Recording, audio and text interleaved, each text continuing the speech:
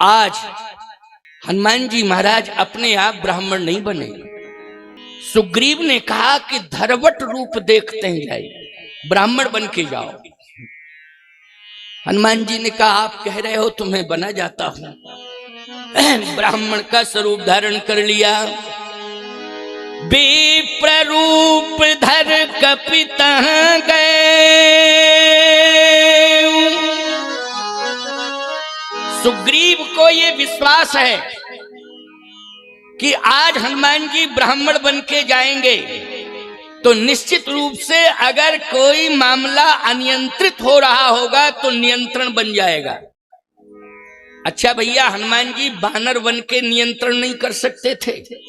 रूप बदल के ही नियंत्रण कर सकते थे क्या?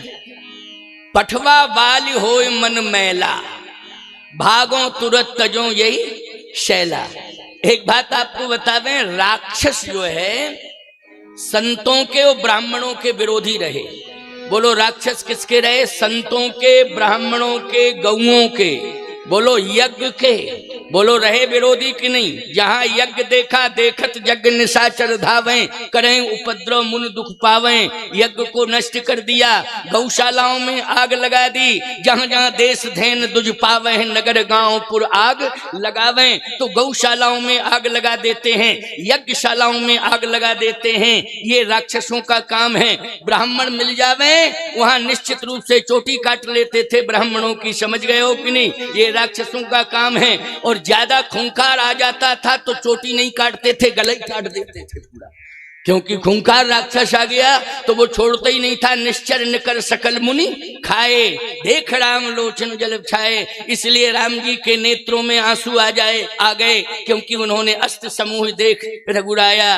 देखा कि हड्डियों का ढेर लगा है। किसकी? बोले ब्राह्मण और साधुओं की हड्डियां हैं। ये ब्राह्मण साधुओं की हड्डियां हैं, उनका पहाड़ है। ये देख करके भगवान के नेत्रों में आंसू आ गए थे। कहने का तात्पर्य मेरा ये है कि सुग्रीव सोच रहा है कि यदि हनुमान जी को हम ब्राह्मण बना करके भेज देंगे तो हम बच जाएंगे, और बच ही नहीं जाएंगे, भाग जाएंगे। भागो तुरंत तजो यही शैला। क्योंकि राक्षस ब्राह्मणों के दुश्मन हैं, और अगर ये बाली के भेजे हुए होंगे तो निश्चित है कि मेरे दुश्मन हैं। और सारी की सारी दुश्मनी, क्रोध, आक्रोश आदि आदि हनुमान जी झेलें और हनुमान जी समझें और हनुमान जी निपटें। क्योंकि रूप भले ही बदल जाएगा, सुग्रीव कह रहा है, लेकिन अतुलित बलधाम, अतुलित बलधामम है। चाहे जितने राक्षस आ जाएं, भले ही रूप बदल जाए, लेकिन शक्ति तो वही रहेगी कि नहीं रहेगी? अतुलित बलधामम। इसलिए ये अपनी शक्ति के प्रभाव से, क्योंकि भेष देख करके, ब्राह्मण का भेष देख करके राक्षसों की असलियत प्रकट हो जाएगी, और हनुमान जी के बल के प्रभाव से इन राक्षसों की नीति काम नहीं करेगी और ये राक्षस मुझे मारने में सफल नहीं हो पाएंगे। इसलिए हनुमान जी से कहा ब्राह्मण बन के जाओ। ये सोच है, ये सुग्रीव की सोच है प्यारे। अपनी अपनी सोच होती है। हमारी कुछ और सोच है, इनकी कुछ और सोच है। ये माताएं बैठी हैं, इनकी कुछ और सोच है। बोलो है कि नहीं? ये इतनी बड़ी संख्या में बैठी हैं, लेकिन ये लोग कहते यज्ञ करने से क्या होता है? यज्ञ करने से क्या होता है?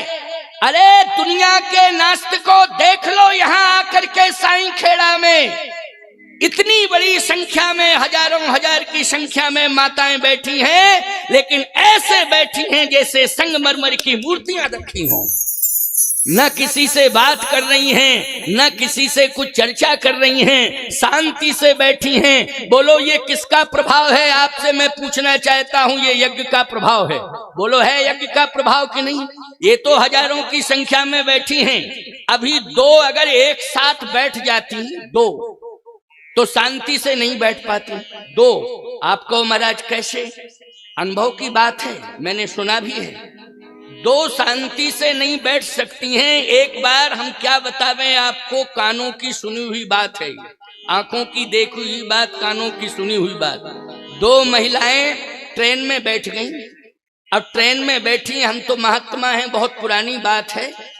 मैंने सुना कि इतने जल्दी प्रेम, इतने जल्दी एकता इनमें कि उसने सामान नहीं रख पाया और वो तुरंत कहती आओ बैठो बैठो बैठो,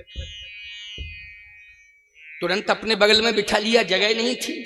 और जैसे ही बिठाया तो कहा कहां से आई हो?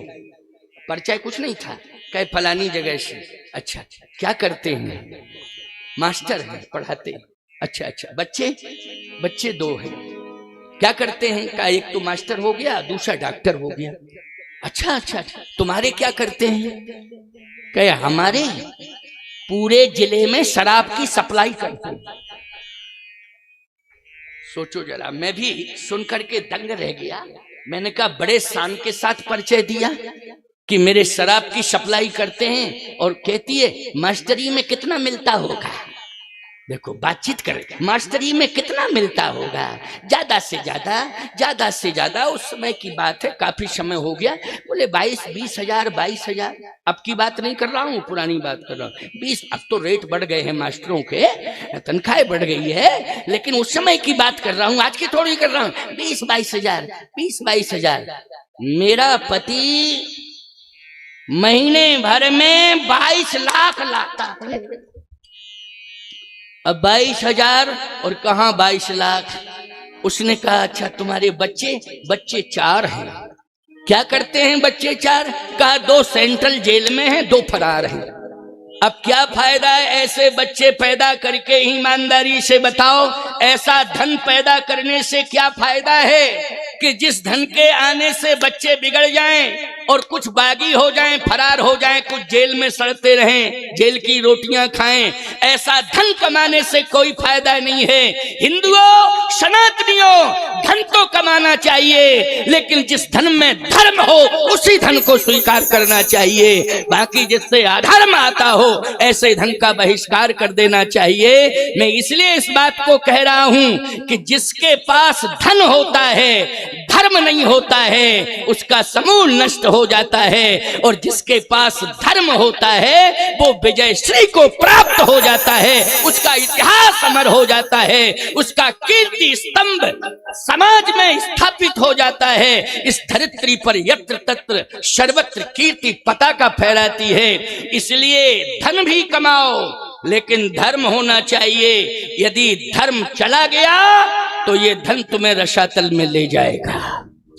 आज हमें बड़ी प्रसन्नता हो रही है कि साईंखेड़ा में, अरे बड़े बड़े महानगरों में हमने बड़े बड़े उद्योगपति देखे। ऐसे ऐसे उद्योगपति देखे हैं मैंने कि जिनकी आलीशान हवेलियां हैं, जिनकी गगनचुंबी इमारतें आकाश को छू रही हैं।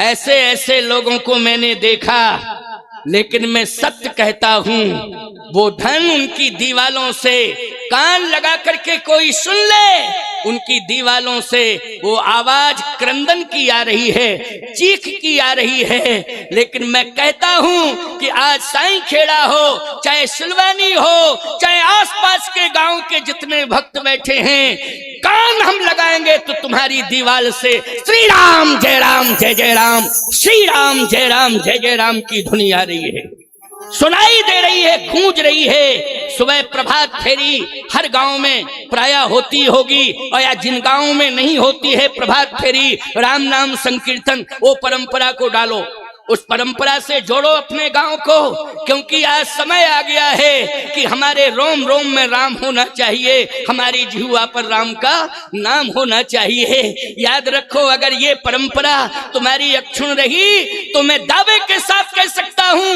अयोध्या में बाद में राम राज जाएगा, पहले तुम्हारे क्षेत्र में राम राज आ जाएगा। राम राज्य की शुरुआत यहीं से होगी। ये मैं हृदय की आवाज कह रहा हूं। आज ध्यान से सुनना। सुग्रीव जी ने कहा, हनुमान जी ने कहा ठीक है आप कह रहे हो तो मैं ब्राह्मण बना जाता हूं। ब्राह्मण बन के हनुमान जी गए। अच्छा, अब रहसल तो हुई नहीं है, डायरेक्ट तत्काल बने। क्यों भाई? जैसे रामलीला में तुम कोई अभिनय देते हो तो अभिनय में रहसल करवाते हो 10-15 दिन की नहीं। रामलीला होती होगी तुम्हारे, पहले तो होती थी, लेकिन अभिनय देते हो तो पहले 15 दिन महीने भर तक रहसल होती है। तब वो रहसल पूर्ण होने के बाद एक्टर सफल होता है। नहीं तो तत्काल अगर किसी को अभिनय दे दिया जाए और उसकी रिहर्सल न कराई जाए तो अभिनय करने वाला फेल हो जाता है। क्यों भाई, हो जाता है कि नहीं? वो बुरी तरह से फेल हो जाता है, सफल नहीं होता है। तो मैं कहना ये चाहता हूं कि हनुमान जी को तत्काल कहा सुग्रीव जी ने। हनुमान जी ने कहा ठीक है, आप कह रहे हो तो मैं बना जाता हूं। अब जैसे हनुमान जी गए तो लक्ष्मण जी ने कहा भैया भैया भैया भैया। भगवान ने कहा क्या बात है? ब्राह्मण देखो सामने आ रहा है, ब्राह्मण का दर्शन, ब्रह्म देवता का दर्शन आज प्रभावित कर रहा है मेरे हृदय को। लगता है कि जैसे पंडित जी आवे तो हम तुरंत ही चरणों में गिर जाएं, आशीर्वाद ले लें, क्योंकि इनके आशीर्वाद से ही हम और आप सफल होंगे। आज मेरी भाभी जी जो खो गई हैं निश्चित रूप से इनके आशीर्वाद से मिल जाएंगी। आज जो हमारे जीवन से सुख चला गया है, दुख आ गया है, वो सुख आ जाएगा, गया हुआ सुख वापस आ जाएगा। बोलो, ब्राह्मण साधु के आशीर्वाद से क्या अनुभव करते हो? यही तो अनुभव करते हो कि जो हमारी विपत्ति है आशीर्वाद से दूर हो जाएगी। बोलो, यही करते हो कि नहीं? ब्राह्मण का, साधु का आशीर्वाद लेते हो, हमारा दुख दूर हो जाएगा, हमारी दरिद्रता दूर हो जाएगी, हमारा जो चला गया सम्मान वो वापस आशीर्वाद से आ जाएगा। ये कल्पना करते हो, और कल्पना ही नहीं वास्तविकता है ये, इसमें सफलता भी मिलती है। तो लक्ष्मण जी ने कहा भैया पंडित जी आ रहे हैं, हम तुरंत ही प्रणाम करेंगे और आशीर्वाद लेंगे। भगवान तो सब समझ रहे थे। भगवान ने कहा कि देखो पंडित जी को आने तो दो, पहले आ जाएं और प्रणाम करने का मौका दें तो कर लेना प्रणाम, और जब मौका ही नहीं मिलेगा तुम्हें तब क्या करोगे? लक्ष्मण जी बोले हम केवल मौके की तलाश में हैं, जैसे पंडित जी आएंगे तो पहला आशीर्वाद तो मैं ही लूंगा प्रणाम करके। भगवान ने कहा ठीक है, जब पहला आशीर्वाद पंडित जी से तुम ले लोगे तो दोबारा हम ले लेंगे दूसरा आशीर्वाद। क्यों भाई, पहले तुम ले लेना, बाद में हम ले लेंगे, आने तो दो पंडित जी को। जैसे हनुमान जी विप्र रूप धर कपितें गए, हनुमान जी पहुंचे, लक्ष्मण जी प्रणाम करने के लिए तैयार थे, लेकिन विप्र रूप धर कपितः गए, माथ नाय पूछत यश भयऊ। लक्ष्मण जी प्रणाम नहीं कर पाए, हनुमान जी ने पहले ही प्रणाम कर लिया। लक्ष्मण जी बोले भैया असली ब्राह्मण नहीं है, नकली लग रहा है। ये वन में कहीं छिपी हुई माया का प्रभाव तो नहीं है कि कोई राक्षस माया भी आ गया हो और माया से भ्रमित कर रहा हो, क्योंकि ब्राह्मण निश्चित रूप से ब्राह्मण आता है तो उसका दर्शन जीव करता है, समाज का प्राणी करता है, और ये अनुभव करता है कि अब मुझे आशीर्वाद लेना चाहिए। वहीं खड़ा हो जाता है और जैसे सिर झुकता है तो आशीर्वाद देने लगता है। लेकिन ये ब्राह्मण कैसा है कि पहले ही प्रणाम कर बैठा। तो कहीं ऐसा तो नहीं है कि आपके कारण जो है प्रणाम किया हो? भगवान बोले हम पूछते हैं। पंडित जी उठो। हनुमान जी बोले नहीं उठूंगा। क्यों? प्रभु पहचान परऊ गही चरना। मैंने आपको पहले पहचाना है, इसके बाद मैंने आपको प्रणाम किया। समझ लेना बात को, हनुमान जी स्वयं कह रहे हैं मैंने आपको पहले पहचाना है, इसके बाद आपको प्रणाम किया है। भगवान ने कहा अच्छा मुझे पहचान लिया। लक्ष्मण जी बोले कुछ अंदर का मैटर है और आप दोनों का है, अब हम नहीं समझ पा रहे हैं। भगवान बोले तुम चुप रहो, पहले बातचीत हो जाने दो। अच्छा तुमने पहले पहचाना, इसके बाद प्रणाम किया। हाँ, प्रभु पहचान, प्रभु पहचान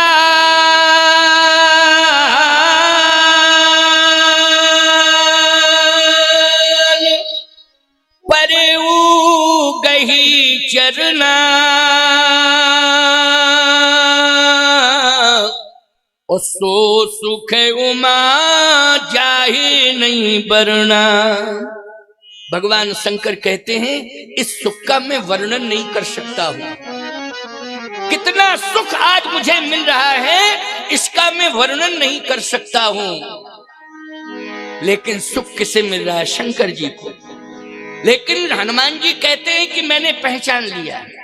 भगवान ने कहा अच्छा पहचाना हो तो बताओ मैं कौन हूं, मैं कौन हूं? हनुमान जी बोले, बंबई छापा का एक चौपाई इसलिए सुना रहा हूं कि उसमें तुम लोगों का वंश जुड़ गया है। हंस बोले रघुवंश कुमारा, गीता प्रेस में नहीं है। हंस बोले रघुवंश कुमारा, इसका मतलब है कि स्पष्टीकरण है कि भगवान ये सिद्ध करना चाहते हैं कि मैं रघुवंशी हूं। बोलो भाई, भगवान ये सिद्ध करना चाहते हैं कि मैं रघुवंशी हूं। लेकिन तुम क्या समझ रहे हो? तुम परिचय दो तुम मैं क्या हूं, लेकिन मैं तुम्हें बता रहा हूं कि मैं रघुवंशी हूं। हंस बोले रघुवंश कुमारा, विधि कर लिखा न मेटन हारा।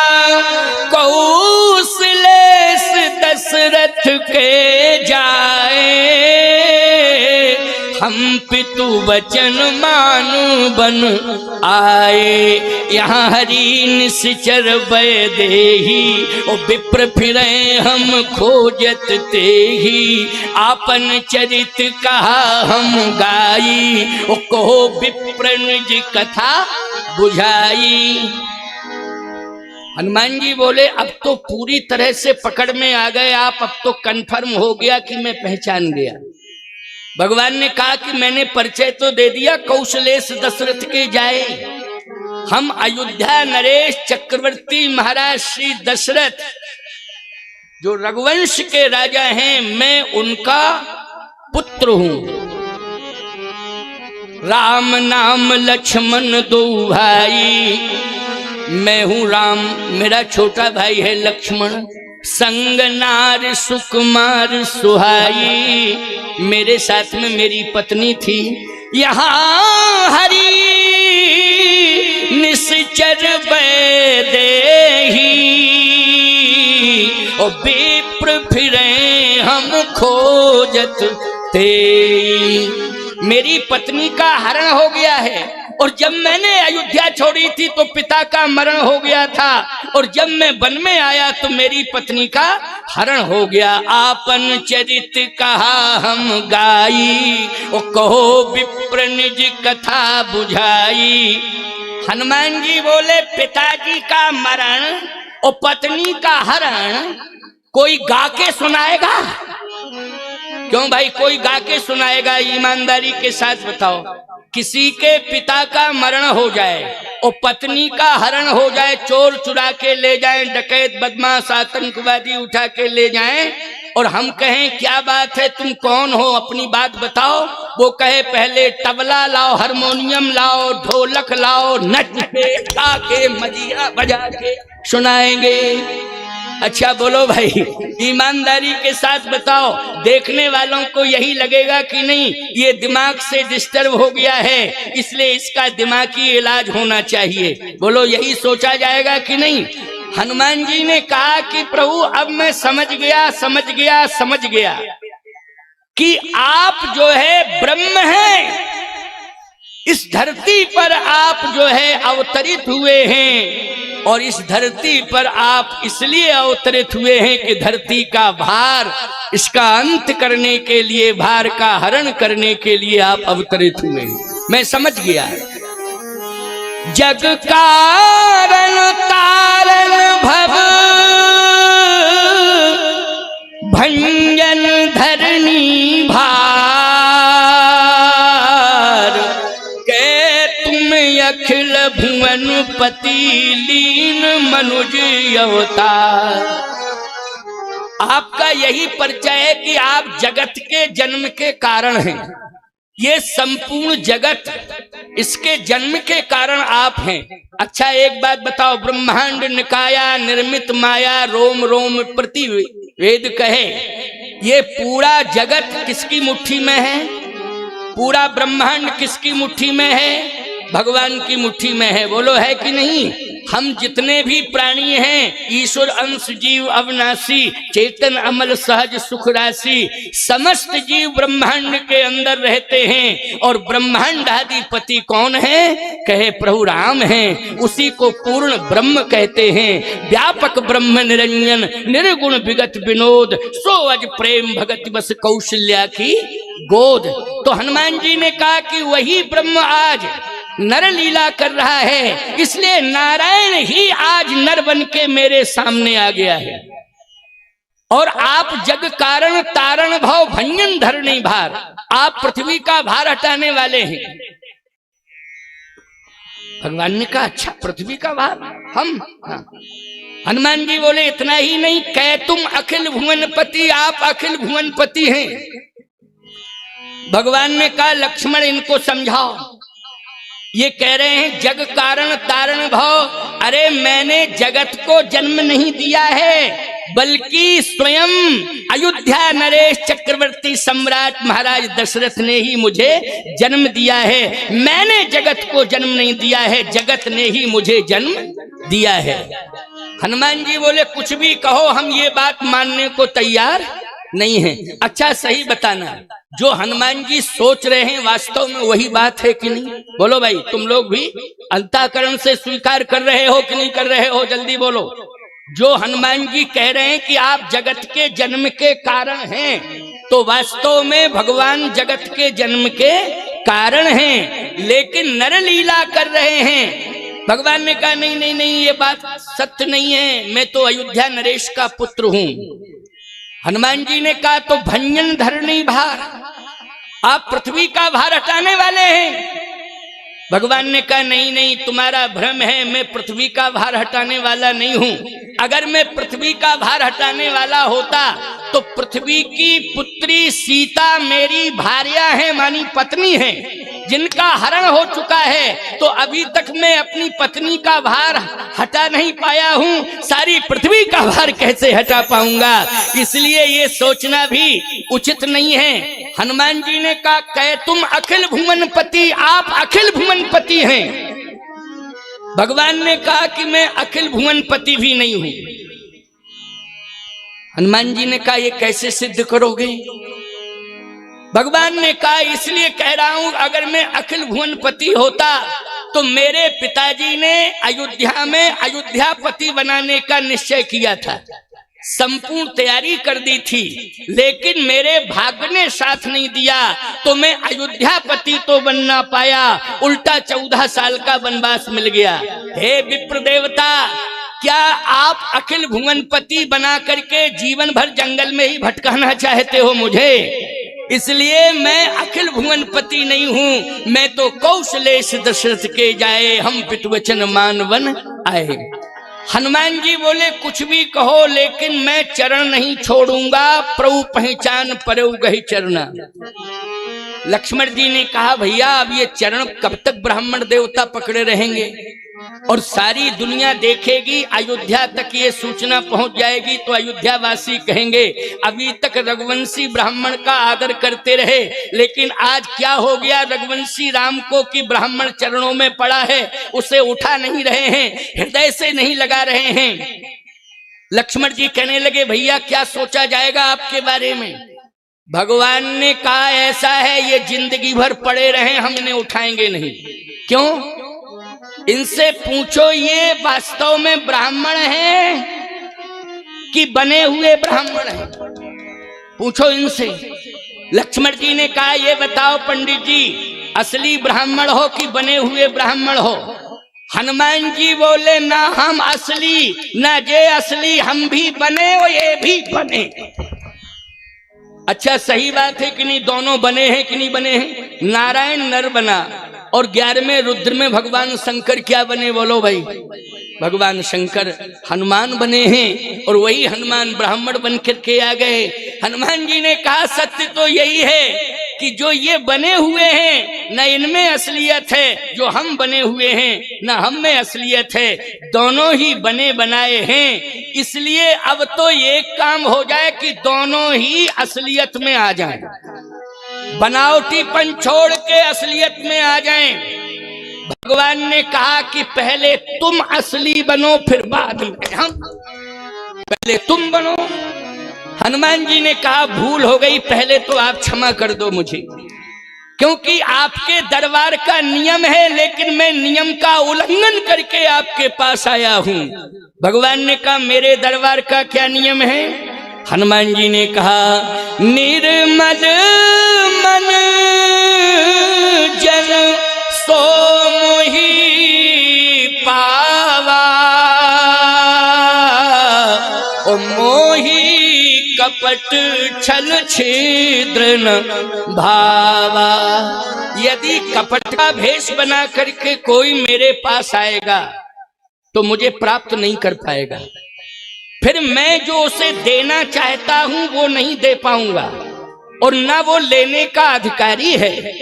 इसलिए उसे तो कपट दूर करना पड़ेगा, तभी मुझसे कुछ प्राप्त कर पाएगा। हनुमान जी बोले तो मैं क्षमा मांगता हूं, और आज जो मेरा असली स्वरूप है उसको मैं प्रकट करता हूं। गोस्वामी जी कहते निज तन प्रगट प्रीत उर्छाई। जैसे हनुमान जी ने निज तन प्रकट किया, जो वास्तविक स्वरूप था उसको प्रकट किया, तो तब रघुपति उठाए उरलावा, और निज नैनन जल सींच जुड़ावा। उठाया भगवान ने, हृदय से लगा लिया, और जैसे हृदय से लगाया, ईमानदारी के साथ बताओ अब राम राज्य का मार्ग प्रशस्त हो गया कि नहीं हो गया? अब जितने बड़े बड़े दुराधर्ष, आतताई, अधर्मी, अन्यायी, अनाचारी, अत्याचारी राक्षस हैं, भट, सुभट, उद्भट, महाभट, दारुण भट, ये जितने भी राक्षस हैं, बोलो इनको मारने में अब राम जी को सहूलियत हो जाएगी कि नहीं, आसानी हो जाएगी कि नहीं हो जाएगी? हो जाएगी। और सही बात तो ये है कि 75% राक्षस हनुमान जी ने अकेले मारे हैं, केवल 25% राक्षस भगवान राम ने बानरों के दल के समूह के साथ मारे, लेकिन 75% राक्षस तो केवल अकेले हनुमान जी ने ही संहारे हैं, हनुमान जी ने ही मारे हैं। तो सबसे बड़ी सफलता, लेकिन हृदय से लगा लिया।